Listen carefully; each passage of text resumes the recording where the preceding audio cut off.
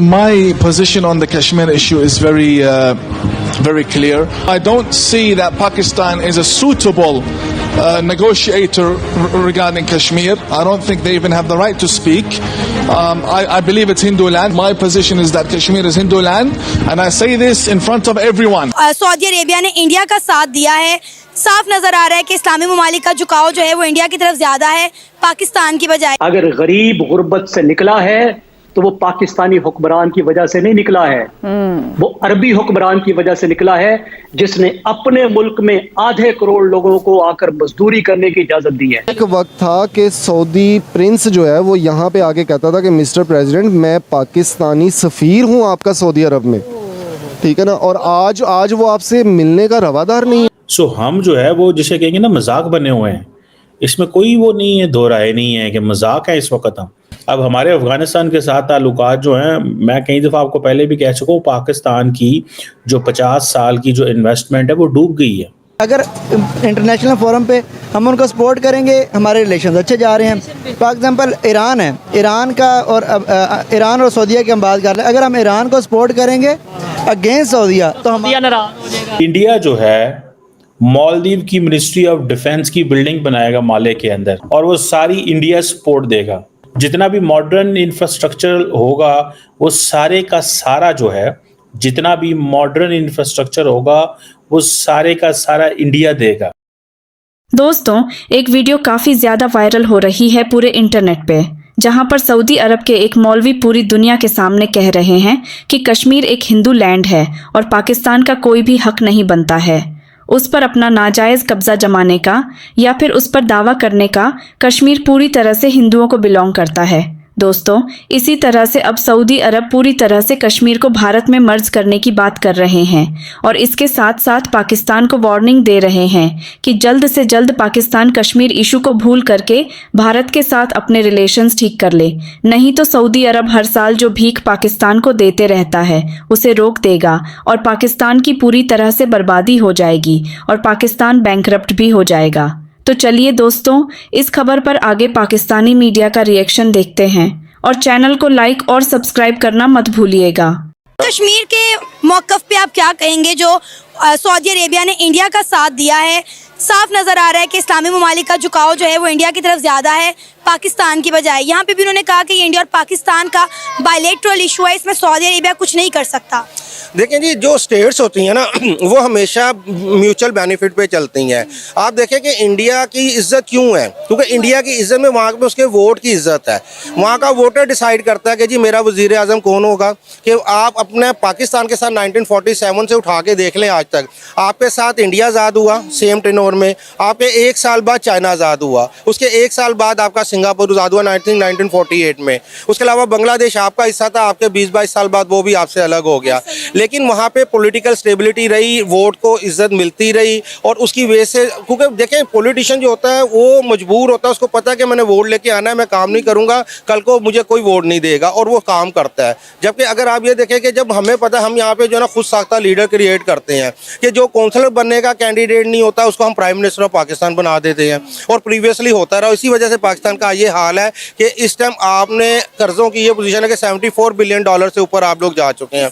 तो आपको इंडिया या उससे मसला आपका इंडिया, जब अब मियां नवाज शरीफ साहब ने जब इंडिया से मामला हल करने की कोशिश की, वाजपेयी साहब चल के यहाँ आए, देखें वो आपसे ताकतवर मुल्क है, उसकी इकॉनमी आपसे बेहतर है, उनकी GDP आपसे बेहतर है। आपके यहाँ पे खटारा मिरान जो है ना इस समय 26-27 लाख रुपए की है, वहाँ पे आपके होंडा सिटी की लेवल की गाड़ी 6.5-7 लाख रुपए की मिल रही है, और ये हवाई बातें नहीं है, ऑन रिकॉर्ड चीज़ें मौजूद है, आप गूगल करके चेक कर सकते हैं। तो वो देखें पूरी दुनिया के इन्वेस्टमेंट वहाँ पे है, सऊदीया वहाँ पे अरबों डॉलर की इन्वेस्टमेंट कर रहा है और पैसे कमा रहा है, तो वो इंडिया से क्यों अपने हालात ख़राब करेगा? जबकि उन्हें पता है हमने ये पाकिस्तान को एक भाईबंदी पे, क्योंकि हमारा इस्लामिक उनसे रिश्ता है, उन्होंने हमें सपोर्ट करना होता है, वो हमें करते हैं। तो लेकिन वो अपनी एक इस्लामिक मोहब्बत की वजह से करते हैं, लेकिन जब दो स्टेट आपस में डील करती हैं वो म्यूचुअल इंटरेस्ट के ऊपर करती हैं। जब तक आपका म्यूचुअल इंटरेस्ट नहीं होगा, इंडिया से उनको बेनिफिट है, वहाँ अरबों खरबों रुपए की इन्वेस्टमेंट है, वहाँ के इन्वेस्टर आते हैं, इन्वेस्ट करते हैं, पैसा कमाते हैं। हमारे यहाँ पे जो है, हम जब भी हमारा वज़ीर आज़म जाता है, प्राइम मिनिस्टर के साथ साथ चीफ ऑफ आर्मी स्टाफ जाता है, जो है हमारे साबका वज़ीर आज़म कहते थे जी पैकेज ले आए हैं, मौजूदा भी जाते हैं, तरले मारते हैं। तो ये कब तक और भिखारी की पूरी दुनिया में मैम कोई इज्जत नहीं होती है। तो सर क्या लगता है कश्मीर किसका हिस्सा बनना चाहिए? आपने तमाम चीज़ें खुद बता दी हैं। और कश्मीर में आप देख लें जिस तरह इंडिया डेवलपमेंट कर रहा है, वहाँ के लोगों को एम्पावर कर रहा है, वहाँ पे IT के हब्स बन रहे हैं, नौजवान तबके को जो है रोज़गार के मौके दिए जा रहे हैं। तो आपको लगता है कि इस सारी सूरत हाल में जम्मू कश्मीर इंडिया को छोड़कर पाकिस्तान के साथ इल्हाक करना चाहेगा? देखिए जी, कश्मीर ने क्या करना है उसका फैसला ना आप करेंगे, ना मैं करूंगा, ना इंडियन करेंगे, ना पाकिस्तानी करेंगे। उसका फैसला जो है ना वो कश्मीरी हजरात ही करेंगे। और देखें, अभी आप ही ने कहा कि वो कर रहा है। अब इस इंटरव्यू से ये लगता है कि यानी कि आप उस चीज़ की फेवर में है, सपोर्ट में है कि जो इंडिया कर।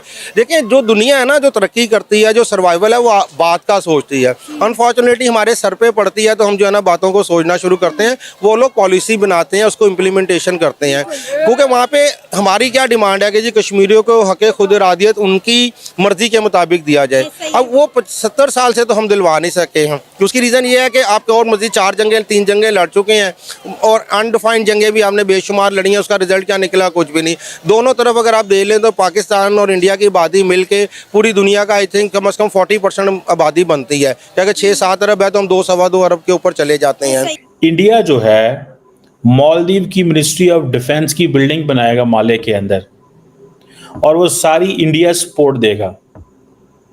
जितना भी मॉडर्न इंफ्रास्ट्रक्चर होगा वो सारे का सारा जो है, जितना भी मॉडर्न इंफ्रास्ट्रक्चर होगा वो सारे का सारा इंडिया देगा। इंडिया ही बिल्डिंग बना के देगा। इंडिया मालदीव्स की पुलिस सर्विसेज की कैपेसिटी बिल्डिंग करेगा। ये मतलब ये इस तरह शुरू होने लगी ये बात। इंफ्रास्ट्रक्चर भी देंगे, ट्रेनिंग भी देंगे, और जो बेस्ट नॉलेज है, प्रैक्टिसेस हैं, वो भी उनको देंगे। ये उन्होंने, अब जो बात, ये मैं सिर्फ डिफेंस एंड सिक्योरिटी कोऑपरेशन की बात कर रहा हूं। अब आपको पता है एक चीज का कि मालदीव जो है उसका जो एक्सक्लूसिव इकोनॉमिक जोन है, जिसे EEZ बोलते हैं, मतलब ये समझ लें कि किसी भी मुल्क की जो बॉर्डर लाइन होती है जहाँ से उसका सी शोर से आगे, तो 200 नॉटिकल माइल तक वो किसी मुल्क का एक्सक्लूसिव इकोनॉमिक जोन होता है, जहाँ पे वो अपनी इकोनॉमिक एक्टिविटीज़ कर सकते हैं, फिशिंग, ऑयल, व्हाटएवर, जो भी बॉर्डर से 200 नॉटिकल माइल तक आए वो सारा कुछ उस मुल्क का होता है।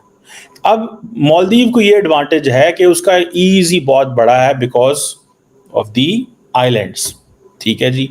तो अब वहाँ पे EEZ यानी एक्सक्लूसिव इकोनॉमिक जोन होने की वजह से उनके traditional and non traditional maritime challenges भी उतने ज़्यादा हैं।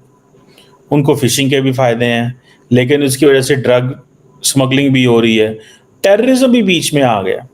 स्मगलिंग भी हो रही है, टेररिज्म भी बीच में आ गया।